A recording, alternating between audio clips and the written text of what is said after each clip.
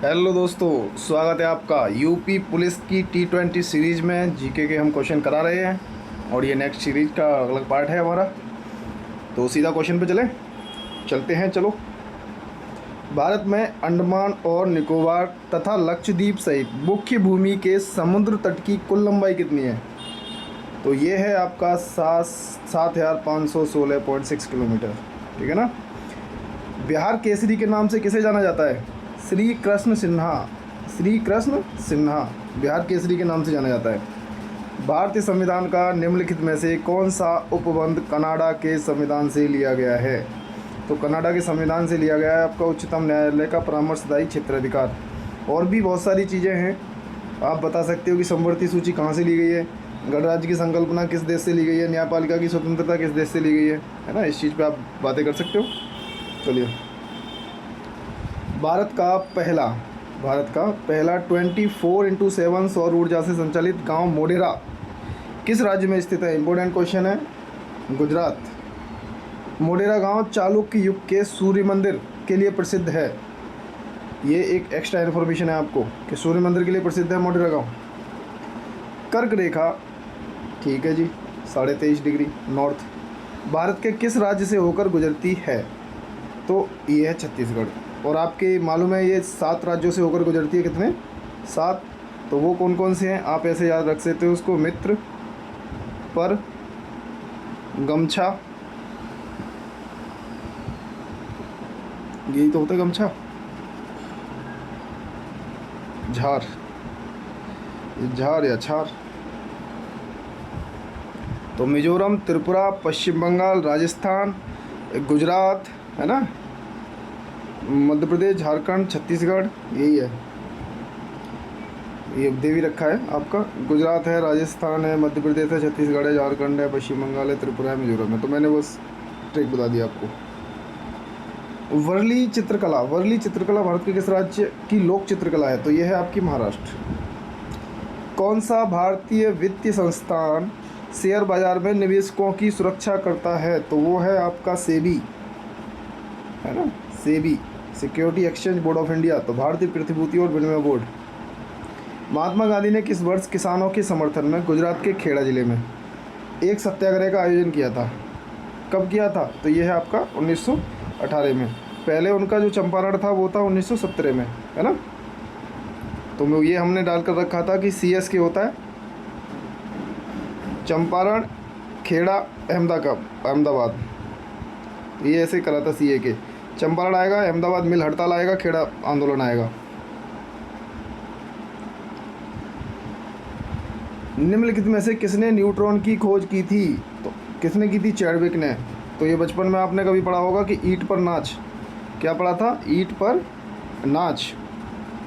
तो ये न्यूट्रॉन आता है इधर का, तो पीछे का नाम आता है साइंटिस्ट का चैडविक। प्रोटॉन आएगा तो रदरफोर्ड आएगा। इलेक्ट्रॉन आएगा तो टा से क्या बनता है? थॉमसन, है ना। चलिए, धीनोधर पहाड़ियाँ किस राज्य या केंद्र शासित प्रदेश में स्थित हैं? तो ये हैं आपकी गुजरात में।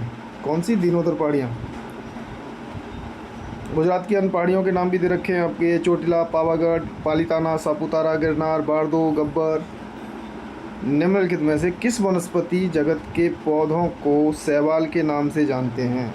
तो थैलोफाइटा वनस्पति जगत के पौधों को थैलोफाइटा किसे जानते हैं आप? जो है शैवाल के नाम से जानते हो उन्हें। भारत में सितार के उस्ताद, किसके उस्ताद? सितार के उस्ताद।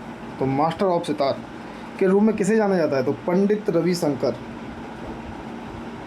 निम्नलिखित कितने राज्यों तक ही कर्नाटक संगीत सीमित है? कर्नाटक संगीत आपको कितने राज्यों तक मिलेगा?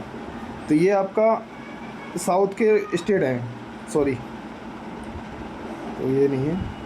आंसर है आपका कर्नाटक, आंध्र प्रदेश, तमिलनाडु, केरल। तो 4 स्टेट हैं साउथ के, ठीक है ना। तो ये साउथ के अपने 4 स्टेट यही मिल जाएंगे तुमको, कर्नाटक, केरल, आंध्र प्रदेश, तमिलनाडु। भारतीय संविधान के किस अनुच्छेद में उल्लेख किया गया है कि बाहरी आक्रमण और आंतरिक अशांति से राज्यों की रक्षा करना केंद्र सरकार का कर्तव्य है? तो ये है आपका आर्टिकल 355। तो राष्ट्रीय आपातकाल लग जाता ना फिर। तो ये आर्टिकल आप बता सकते हो कि वो किस किस आर्टिकल में क्या क्या दे रखा है ना। 358 में क्या है, 356 में क्या है, 353 में क्या है। निम्नलिखित में से किस कंपनी ने सितंबर 2022 में मून लाइटिंग के आरोपों के तहत लगभग 300 कर्मचारियों को बर्खास्त कर दिया था? तो ये है विप्रो। अब बताइए ये मून लाइटिंग क्या होता है? की पॉइंट्स आप देख सकते हो, इसके कुछ अलग से दे रखे हैं। विप्रो लिमिटेड एक प्रमुख प्रौद्योगिकी सेवा और सलाहकार कंपनी है। विप्रो की स्थापना 29 दिसंबर 1945 में हुई थी। विप्रो बता दिया। मून लाइटिंग पूछ रहे थे कि मून लाइटिंग का अर्थ क्या होता है?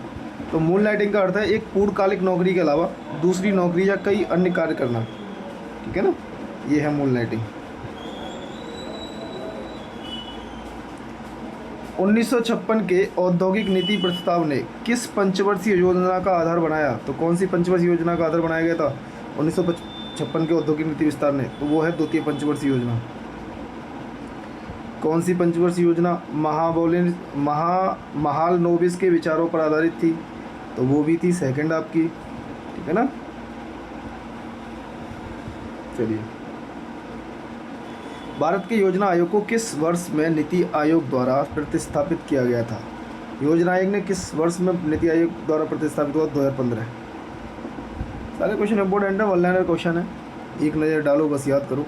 निम्न में से कौन सा खाता वह खाता है जिसका रख रखाव एक भारतीय बैंक द्वारा विदेशों में लेन देन करने के उद्देश्य से कि आमतौर पर देश की मुद्रा में किया जाता है? तो वो है नोस्त्रो।